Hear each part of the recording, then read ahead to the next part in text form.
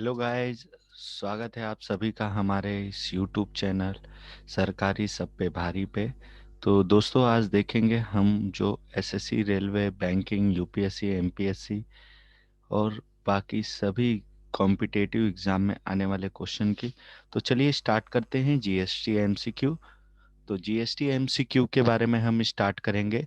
The concept of goods and service tax is originated in, मतलब ये India के बारे में है कि इंडिया में जो गुड्स एंड सर्विस टैक्स है जो आया है ये कहाँ से लिया गया है। तो ये कनाडा से लिया गया है। तो कहाँ से लिया गया है?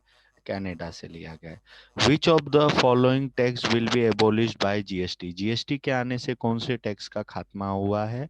तो सर्विस टैक्स का। दोस्तों चलिए बढ़ते हैं हमारे next question. Which of the following tax rate is not applicable under GST? GST के अंडर में कौन सा ये जो टैक्स रेट है वो अप्लीकेबल नहीं होता? तो 25%। दोस्तों जी हाँ, 25%, ऑप्शन नंबर डी। चलिए दोस्तों, आगे हमारे पास कुछ क्वेश्चन में अगर ऑप्शन ए बी सी ना दिए हो तो भी आप उसे एज्यूम कर लेंगे ए बी सी डी। ठीक है, तो स्टार्ट करते हैं। GST will be levied on, मतलब जीएसटी जो लागू होता है मैन्युफैक्चर पे, रिटेलर पे, कंज्यूमर पे, all of the above.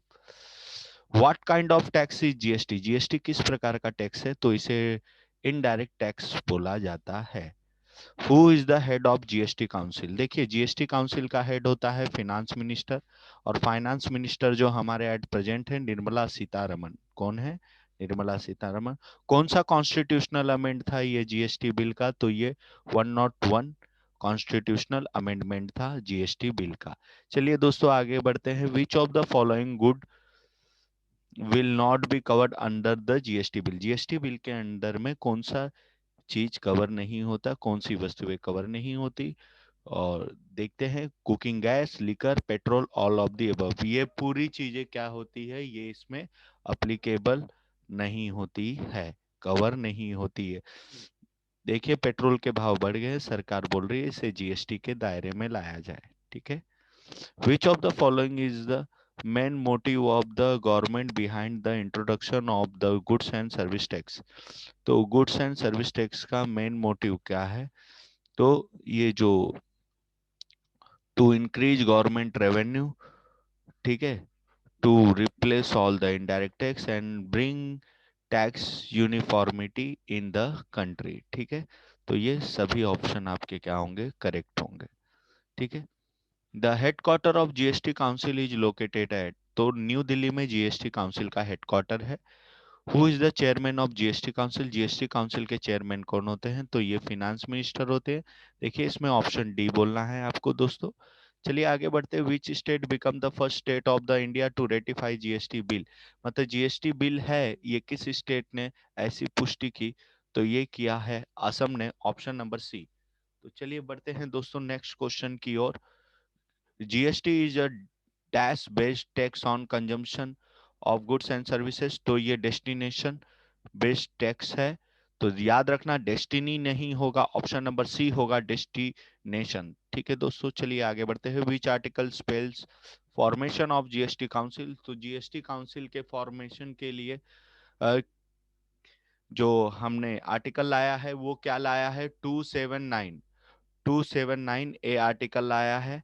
The country with second highest tax slab that is a 27%।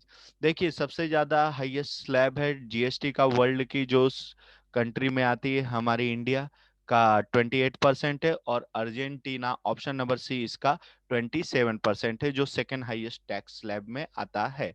चलिए दोस्तों आगे बढ़ते हैं। In India, GST came effective from 1st July 2017. From which country India has borrowed dual GST model? तो India ने अपना dual GST model कहाँ से बोरो किया है? तो ये कनाडा से बोरो किया है, option number A. The tax IGST charge by government, तो आईजीएसटी चार्ज कौन करता है? सेंट्रल गवर्नमेंट, जिसे हम बोलते हैं integrated goods and service tax. ठीक है दोस्तों, option number A. The country with the highest GST rate in the world, तो इंडिया का है, option number B 28%। Is the first state that pass GST bill, GST bill को pass करने वाली पहली स्टेट का नाम क्या है? तो जीएसटी बिल को पास करने वाली पहली स्टेट है तेलंगाना, और असम ने दोस्तों इसे रेक्टिफाई किया था, याद रखना, option number C. GST rate on smartphone, smartphone पे जीएसटी रेट क्या है? 12%। आजकल लोग स्मार्टफोन ज्यादा यूज करते हैं, तो दोस्तों ये क्वेश्चन हमसे पूछा जा सकता है। ये ही नहीं है, ये द है। तो दोस्तों यहाँ पे द आप समझिएगा, the central board of excise and custom announce that every year will be consider as a GST day. तो जीएसटी डे 1 जुलाई को मनाया जाता है, जिसे हम डॉक्टर डे भी बोलते हैं।